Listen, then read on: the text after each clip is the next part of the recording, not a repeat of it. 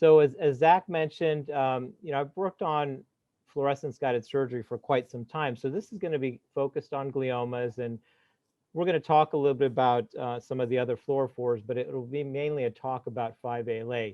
I do have disclosures we need to share. I'm sorry. I do have a financial conflict with Gliolam, um, and we will not be talking about off-label uses of Gliolam today. So here's an agenda that we'll go over today. We're going to talk a little bit about high-grade glioma extent of resection and standard of care, and discuss the concept of fluorescence-guided surgery. And then I'd like to take you on a short journey for the FDA approval process of 5-ALA and some of the current state and reimbursement that's available for our practicing neurosurgeon, and then dive into some of the new concepts that we're studying, including fluorescence-guided surgery timing, some handheld devices that we can really use now with fluorescence-guided surgery to really help push the envelope with resection, and then end it with photodynamic therapy, which is where I think we're heading to. What's interesting is, as many of us who work on high-grade gliomas know, that there really have not been many agents that have been approved by the FDA for use in glioblastoma. And this is really the list right here. And we kind of added 5-ALA to the list right here in 2017, but it's quite a short list. And this really summarizes our challenges we have with glioblastoma. And Dr. Carpentier's talk is such an innovative, neat talk that I'm sure we're going to hear more about in the future as we move along with ultrasound. But as neurosurgeons, our focus is really how can we safely resect the tumor and do that in a maximal fashion, because we know that patients who have maximal safe resection do better overall, especially when it's combined with adjuvant therapies such as chemoradiation and other types of treatments. This is something that's been studied in a number of manuscripts, multivariate analyses, and other types of studies. Our current paradigm, though, however, is really outdated. And for us neurosurgeons, we always focus on how we can resect the contrast-enhancing tumor, but that's really not where the tumor ends.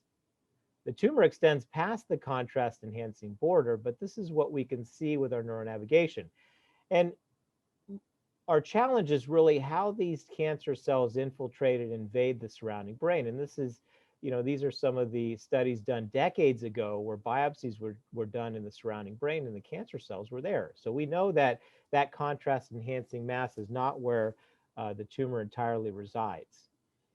This is just an exoscope view. You could just see the discolored tumor tissue, and then you could see the surrounding infiltrating cancer cells that are in the that are present with these asterisks. We can't see those cells well, even with our highest magnification with the exoscope, which is double the magnification of a microscope. So there are some real challenges in how we can visualize the tumor and really resect in confidence what represents tumor and keep our patient's best interest in mind. Fluorescence-guided surgery has been around now for several decades, actually. This is, a concept that we have now been using for either fluorophores or prodrugs that we administer to our patients, and they accumulate in tumor tissue. And the concept works by excitation of that fluorophore, which then emits a wavelength of light that's specific to that fluorophore. And that allows us to visualize the tumor. In this case, on the right, the illustration is showing fluorescence of 5-ALA, which is a violet red color. And you may ask yourself, well, why is fluorescence-guided surgery so important? Well, it really allows us to perform real-time visualization of our tumors during surgery. We really do not have any real-time visualization. Even intraoperative MRI is a snapshot in time. Ultrasound's the same way. I mean, fluorescence allows us to directly see the tumor. We don't worry about brain shift. And it then directs us to resect the tumor. And we have studies that now show that the more tumor we resect, the better our patients do overall.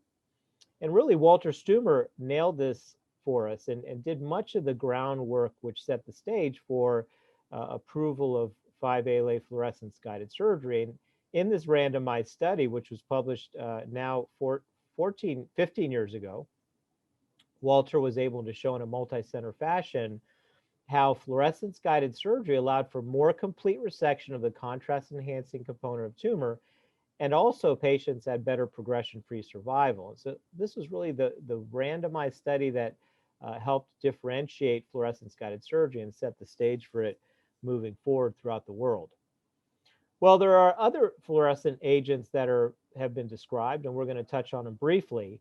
And I show you this fluorescence emission wavelength spectrum so you could kind of understand where these agents lie. And fluorescein an agent that's used in neuro-ophthalmology, and it's FDA approved. And you can see this is in the 525 nanometer range where it emits yellow fluorescence. 5-ALA emits in the 635 nanometer range in the violet red, and then ICG, which is an FDA-approved agent for ophthalmology, is in the near-infrared range, which is invisible to the eye. So fluorescein was actually described in 1948 by Dr. Moore for resection of a brain tumor, believe it or not. And then after that, it didn't really kind of take off, and it just the resurgence of fluorescein came much later. But both fluorescein and ICG, as you'll hear, are both non-specific fluorophores that rely on blood-brain barrier disruption. So any area that's disrupted, these fluorophores accumulate in the tumor and then allow for fluorescence. And these are just some images from papers that have been published with fluorescein. ICG is a near-infrared agent, and that's a non-specific fluorophore that also relies on blood-brain barrier disruption. And there's been some really nice work looking at ICG, administering it 24 hours prior to surgery and letting it accumulate in tumors, and then looking at fluorescence overlay on the tumor. It hasn't been used to directly resect tumors in real time, but more so of a real-time neuronavigation guide during surgery.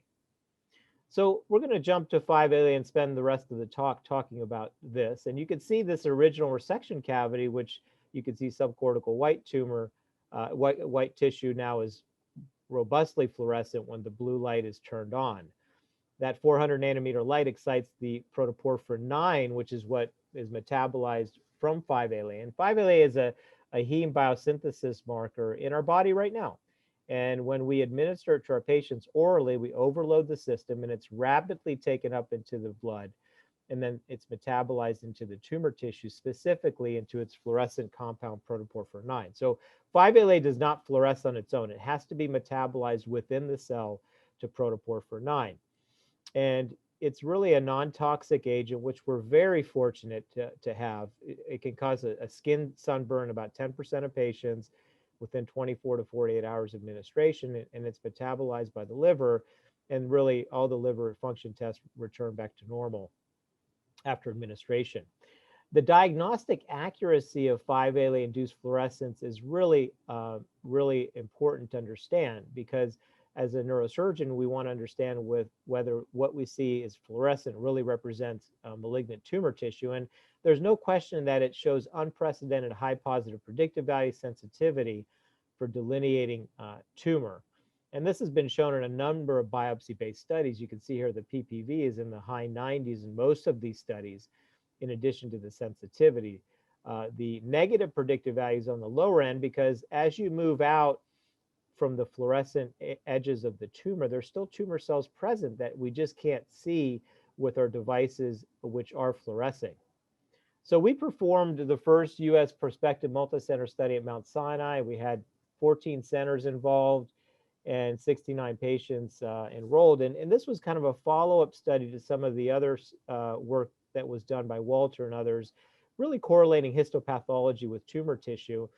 And in our study, we did also show a very high positive predictive value of fluorescence with malignant tumor tissue in 99% of our patients. So, this is something that now is under review with the Journal of Neurosurgery. And, hopefully we can see that published. The concept behind fluorescence is quite interesting in that the tumor bulk is solidly fluorescing. And then as you move past the tumor bulk into the area where the tumor infiltrates into the surrounding brain, you start getting a more vague pink fluorescence. So we can actually detect tumor microenvironments by each of these fluorescent visualization cues. And that's quite helpful as we resect the tumor, because we kind of have an idea whether we're at the infiltrative margin. And then we'll get to a point where we won't be able to visualize fluorescence past that contrast enhancing border. And it so happens that when you look at the contrast enhancing border with MRI, it seems that with 5-ALA fluorescence, we can go past that when this has been analyzed systematically. When we went to the FDA multiple times to approach them to get the approval of 5-ALA, we kept hitting a wall in that, you know, the agency really wanted us to show the therapeutic benefit behind 5-ALA and survival benefits. And one of the strategies we took was how we really showed that this is a tool for visualization of tumor tissue. And in addition, as a positive, we have outcome studies showing better overall complete resection rates and then progression-free survival. And this allowed us to really kind of focus the agent more as a diagnostic and not a therapeutic. And this helped us get it to the FDA and to the finish line. So you can see here the approval timeline of 5-ALA. Walter dosed the first patient in Germany and published his first paper in 1998. And EMA approved it in Europe in 2007. We didn't approve it in the US till May of 2017, 10 years later. So that was quite a long time. It took a lot of effort from a lot of people. And then it began being marketed in October of 2018. And the FDA label is here. It's really for gliomas, for visualization of malignant tumor tissue. A lot of people were involved in this effort, industry, other neurosurgeons, other representative organizations, including patients. So this was something that really was a great event, and we're really happy to see it through. A couple of things just to talk about updates. These slides were provided by the company. You know, I think there's, you know, now probably close to 650 neurosurgeons in the U.S. trained to use Gliolan. I think over 177 centers have added Gliolan to their formulary, and I think it's been used in over 80,000 cases worldwide. And from what I was told and communicated is that about 50% of the high-grade glioma surgical cases are being used with Gliolan for fluorescence-guided surgery. There's been a nice development in terms of reimbursement. There's an ICD-10 code now that's specific to Gliolan that was passed in October of 2019. So hospitals can actually use that ICD-10 code. And, you know, at some point there will probably be a CPT code, but there's expansion of this into other, you know, types of cancer, as well as tumor types such as meningioma, with other studies being done. Of course, you know, with any new technology, there's challenges. It's not all perfect, right? So we have to adopt the new technology. You know, new technology takes some time to understand when it can be used, its limits, and how it can be safely performed in patients. You can't just use this with your normal tools in the operating room. Your microscope has to be modified, and you know that entails either a modification or purchase of a new scope. It is, there is a cost associated with Gliolan per vial. So that's something that has to be considered when you go to your hospital leadership to add this to your formulary. And of course, the timing is something that has to be understood. And there's always competition with other technologies. There's been a huge boom with the use of fluorescence-guided surgery. You can see here, I mean, this is 2019, and now in 2021, there's just so much more being done with fluorescence-guided surgery. For 5-ALA in particular, you can see that it's now being investigated for other tumor types, specifically meningiomas, and I just have a list here of other tumors in addition to the gliomas that it's now approved for. And then, of course, the new frontier, I believe, is going to be photodynamic therapy, and we'll talk about that shortly. One other concept that's helpful with 5-ALA is how it can be used as a biomarker for malignancy in low-grade gliomas, ones that don't contrast enhance. And we know that those non-enhancing gliomas, while many are low-grade, about 30% can be high-grade with foci present. So that's where 5-ALA can also be helpful in these types of tumors to detect those anaplastic foci, to properly get sampled to make sure the patient's diagnosed correctly. And much of this work was done by the Vienna group, by George Widhelm, who's really helped us understand the use of it there. The timing of 5-ALA is something we've been studying in addition to Walter. I think currently it's given 2 to 4 hours before anesthesia. And we know that it works much longer. And in fact, it works really well much longer. We've been, dosing our patients at least 4 hours beforehand and taking them to surgery.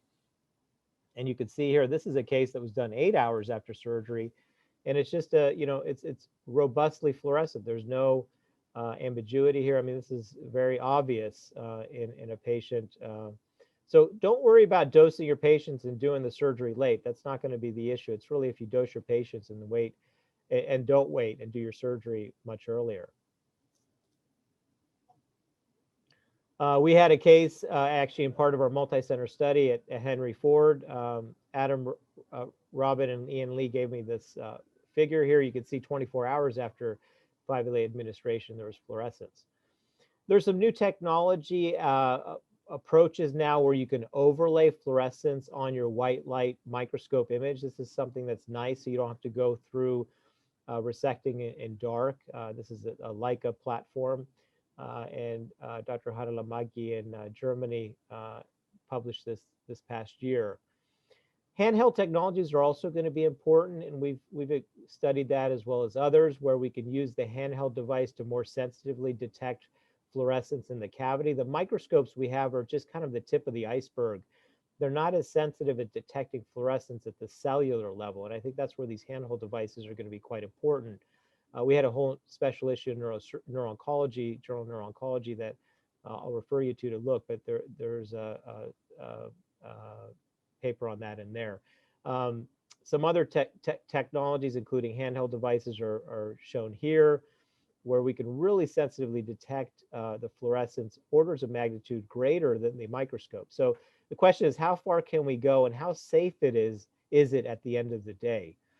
We did some work with a spectroscopic device that was handheld and compared it to the Zeiss microscope, and just a really neat device that sensitively detects the fluorescence. Low-grade gliomas have been studied with these handheld devices. This was done at the UCSF group with George, who was visiting, and they detected protoporphyrin IX in low-grade gliomas. The combination of imaging, metabolic imaging with fluorescence, is something we've studied, pushing again the envelope for resection based on metabolism as well as fluorescence, and seeing how we can resect tumors in greater fashion. And even FET-PET, which we don't have readily available in this country, in the US, is being readily used in Europe, is another imaging modality used with fluorescence. Intraoperative MRI with fluorescence-guided surgery is another combination tandem that's being studied.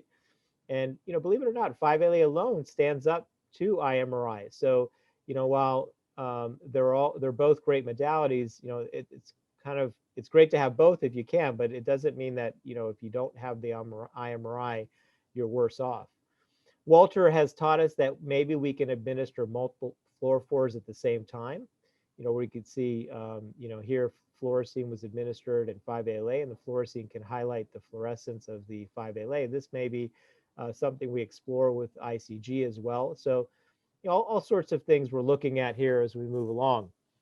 So just, kind of finish up here. I know we're short on time. I want to talk about a little the concept of photodynamic therapy. So we talk about 5-ALA as a diagnostic, and that's what we talked about with the FDA. And now we're thinking about how this can actually be a therapeutic, a real therapeutic.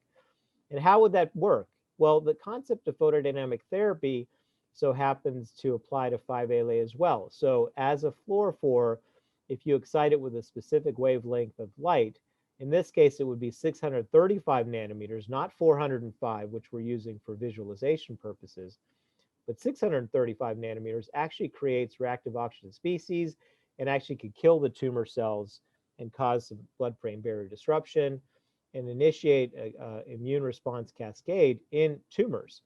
And that's something that I think is we're now studying, and I think this is going to be where we go next with 5-ALA. So the concept would be, you go to the OR after you give your patient 5-ALA, you maximally resect the tumor, and then in the cavity, you would place a balloon of some sort, and then you would implant a laser cathode within the balloon and illuminate the cavity. So this is photodynamic therapy has been around for quite some time with other cancers. I mean, decades. And even with brain cancer, photodynamic therapy with photofriend was studied at one point. And now the circle has come full turn, and now we're looking at it in 5-ALA. This is a video I'm going to show you by the University of Lille group. They've completed the first phase 1 study with 5-ALA PDT. It's actually in press right now in Journal of Neuro-Oncology. But here's the balloon in the GBM cavity, and then you basically illuminate this cavity for 30 minutes. And it's rather safe. I mean, think about how it works, right? 5-ALA is in the cancer cell. So you're exciting you're creating the PDT effect within the glioma cell. And in their phase 1 study, the adverse event profile was very low. So the question is, does it make a difference? So, and how far does it penetrate? And all these things need to be studied. And does it create other types of immune responses that may be beneficial to the tumor? So stay tuned for that. I think this is, kind of where we're heading, and I'm excited about that. But in summary, I just want to share with you that obviously intraoperative visualization is essential for glioma surgery. We have to be able to see better to do better. 5-ALA is really the only FDA-approved imaging agent for glioma surgery, and that was, just took years of work. But I think we've now been able to create some framework for other types of fluorescence agents to follow suit. It provides real-time image guidance. It delineates a tumor with high accuracy, and it's not affected by brain shift. There are a number of applications we discussed with tumors that are being used with fluorescence-guided surgery, and of course, new devices and new tools and toys for us are being developed. And finally, PDT, I think, is really the next area we're going to be studying, looking at 5-ALA as a therapeutic. Can't do any of this without the help of my lab and collaborators and industry partners. I mean, I think it's been really essential for us to move forward. And then, of course, our multi-center study, all the PIs that helped us with that. So thank you.